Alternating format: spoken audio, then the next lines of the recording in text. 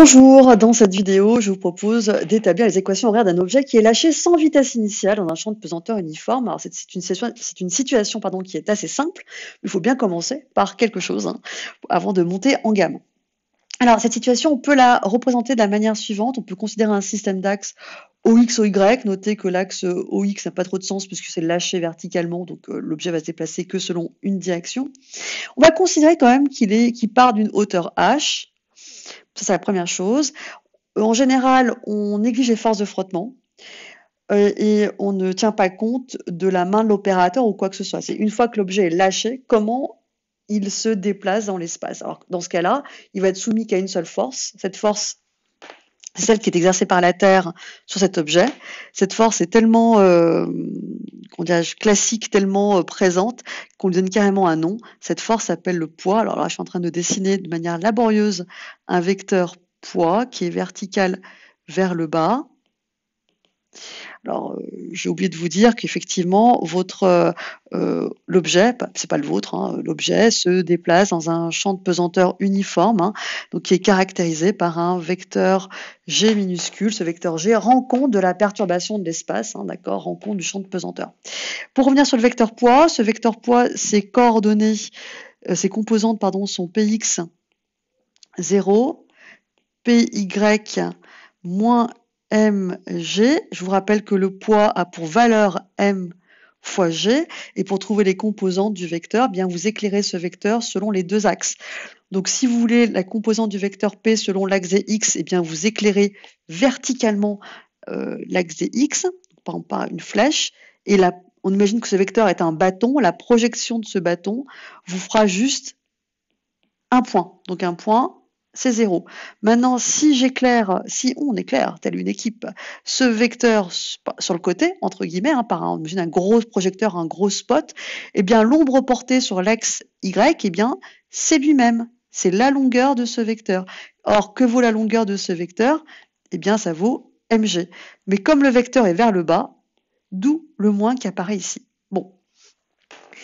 Donc ça, c'est pour le décor. Si je vous demande de trouver l'expression des composantes du vecteur OG, du vecteur déplacement OG, donc c'est-à-dire x de t, y de t, eh bien, si vous êtes arrivé à trouver ceci après avoir mis la vidéo sur pause, vous n'avez pas besoin d'aller voir plus loin la vidéo. Sinon, eh bien, je vous invite, partons ensemble à la découverte de ces deux expressions, de ces deux équations horaires d'opposition.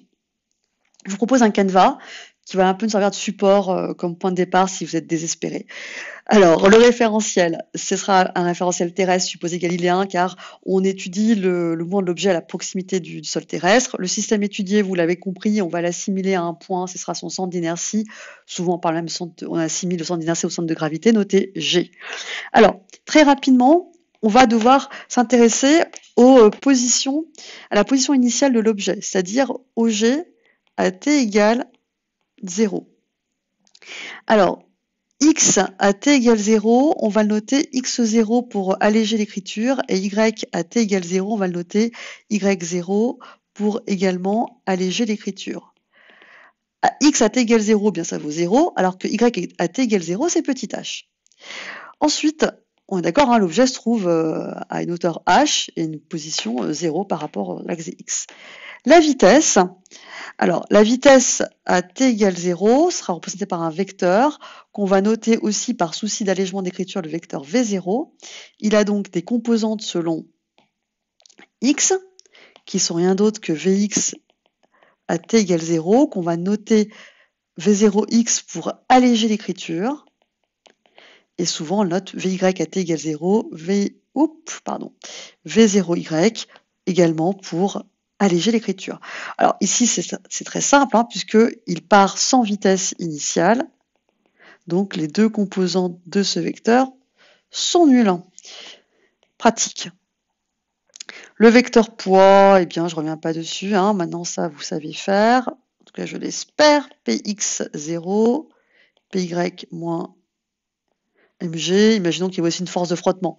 On a compris, ce n'est pas le cas, mais c'est juste pour vous expliciter la deuxième loi de Newton, qui nous dit que la somme des forces qui s'exercent sur le système est égale à la masse fois l'accélération. Donc si je vous dis que les forces de frottement sont négligeables, on chante ici et on chante ici.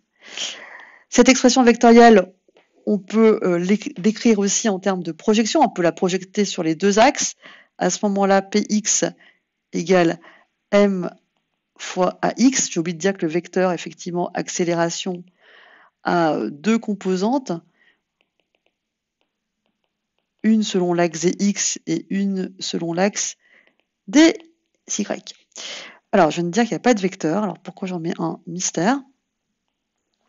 Et puis, on va projeter aussi l'expression, la deuxième loi de Newton selon l'axe y. Du coup, Py égale m fois AY.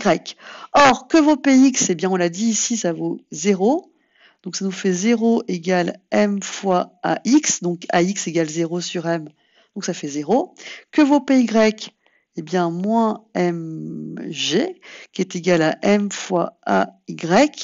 On peut simplifier par m. Donc, ay de t vaut moins g. Voici notre première expression de l'accélération, enfin des composantes du vecteur accélération. Maintenant, qu'est-ce qu'on cherche? Eh bien, on cherche le vecteur vitesse tel que sa dérivée est égale au vecteur accélération. Le vecteur vitesse, lui aussi, a deux composantes a priori, une selon l'axe des x et puis une selon l'axe des y. Mais je pense que votre intuition redoutable vous permet de dire, bah, la mesure où l'objet se déplace que sur une dimension, il y a peu de chances que le vecteur vitesse ait lui aussi deux dimensions. Mais on va le vérifier. Donc on cherche Vx tel que la dérivée de Vx au cours du temps sur dt est égale par définition à ax, qui vaut combien dans notre cas? 0. Or, la seule chose dont la dérivée par rapport au temps est nulle, c'est une constante. Donc ça veut dire que Vx au cours du temps est égal à une constante qu'on va appeler K1. Alors, la question qu'on va se demander, c'est que vaut K1? Pour déterminer sa valeur, on va se placer. Donc cette valeur de constante est valable tout le temps. Une constante, par définition, a une valeur qui ne change pas, en particulier au cours du temps. Donc on a tout intérêt à se placer à une date où on a des informations sur la position, la vitesse de l'objet, c'est-à-dire à t égale 0. En particulier, Vx à t égale 0 vaut K1. D'où je sors cette expression? Eh bien, je la sors d'ici. Ça, c'est à partir de l'expression qu'on est en train d'établir. J'ai juste remplacé t par 0. Il se trouve que l'expression de Vx ne dépend pas du temps. Et de manière simultanée, Vx à t égale 0, c'est ce qu'on appelle en fait V0x, qui vaut 0. Comment je le sais? Eh bien, grâce à la condition initiale. Le seul moyen pour que ces deux expressions de Vx à t égale 0 soient identiques, c'est que K1 égale 0. Donc, puisque Vx égale K1, ça veut dire que Vx vaut 0. Maintenant, faisons le raisonnement sur Vy, tel que sa dérivée par rapport au temps vaut AY, c'est-à-dire moins G. Alors ici, il est sous-entendu que ça, c'est pareil que moins G fois T puissance 0. Et oui, n'importe quoi puissance 0, ça fait 1, d'accord? Et si je cherche Vy, donc on va faire une intégration et on sait que on va augmenter la puissance de t d'une unité. Donc autrement dit, Vy de t, c'est moins g fois t, puissance 1, sous-entendu. Alors si je délève cette expression, je trouve bien moins g. Mais c'est vrai aussi à une constante près. Vous vous rappelez? Donc K2. Comment trouve-t-on K2? Puisque la constante K2 est indépendante du temps, cette valeur K2, elle est tout le temps la même, à n'importe quelle date où on se situe par rapport au mouvement de l'objet, en particulier à t égale 0. Alors, à t égale 0, qu'a-t-on? À t égale 0, on a Vy à t égale 0 égale moins g fois 0 plus k2, donc 0 plus k2, ça fait k2.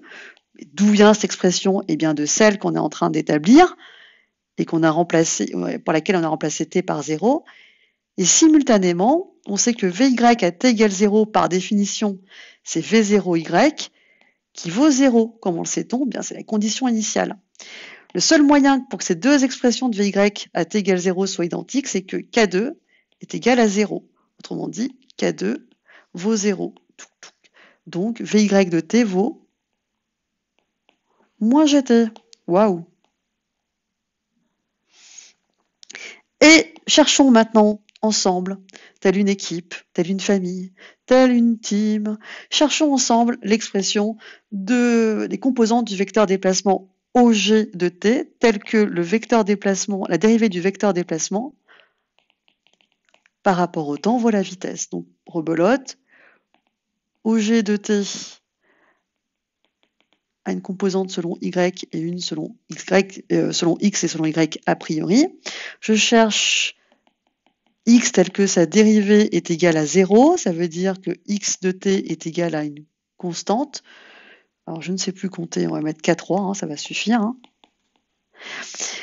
À t égale 0, x de t égale 0 vaut K3. Comment je le sais? Eh bien, c'est l'expression qu'on est en train d'établir qui nous le dit. Et en même temps, x à t égale 0 vaut 0. Comment je le sais? Eh bien, x à t égale 0, par définition, c'est x0. Ça, c'est la condition initiale. Le seul moyen pour que ces deux expressions x à t égale 0 soient identiques, c'est que K3 égale 0. Donc ça, c'est égal à 0. Il nous reste à faire le raisonnement sur y, tel que la dérivée de y par rapport au temps est égale à vy, égale donc moins gt. Donc moins gt, c'est sous-entendu gt puissance 1. Donc si je cherche, hop, on va intégrer, donc si j'ai t puissance 1, quand on intègre, ça augmente d'une puissance, t carré, et on le sait, moins gt, hein, ça c'est comme si on avait... attends, je vais te mettre une petite couleur. Hop, voilà. Là ici, ça c'est une constante, et ça c'est n. Donc je vous rappelle que la dérivée de k fois t puissance n, si on fait la dérivée, ça nous fait n fois k fois t puissance n-1.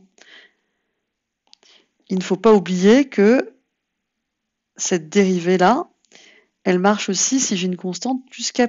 La dérivée de k', ça fait 0. Donc, dans le rôle de n, puisqu'on a 2, si je dérive, ça nous fait bien 2 fois, enfin, moins 2 fois gt. Donc, on va ajouter un demi, comme ça, le 1 demi va nous éliminer le 2, qu'on n'a pas ici, plus une constante K1, K2, K3, K4. Alors, comment fait-on pour déterminer la constante K4? Eh bien, rebelote, on se met dans les conditions initiales. Alors, c'est parti. À t égale 0, y de t égale 0 égale moins 1 demi fois g fois 0 carré plus K4. Donc, ça me fait 0 plus K4, donc K4. D'où vient cette expression? Eh bien, cette expression, elle vient de l'expression que je suis en train d'établir, en fait, qu'on cherche, hein, c'est celle-ci. Simultanément, y à t égale 0, par définition, c'est y de 0, et ça vaut h. Comment le sait-on? Eh bien, comment le sait-on? Eh bien, c'est la condition initiale en y. Donc, le seul moyen pour que ces deux expressions de y de t égale 0 soient identiques, c'est que K4, la constante K4, soit égale à h. Autrement dit, donc ça vaut h. Donc, on peut écrire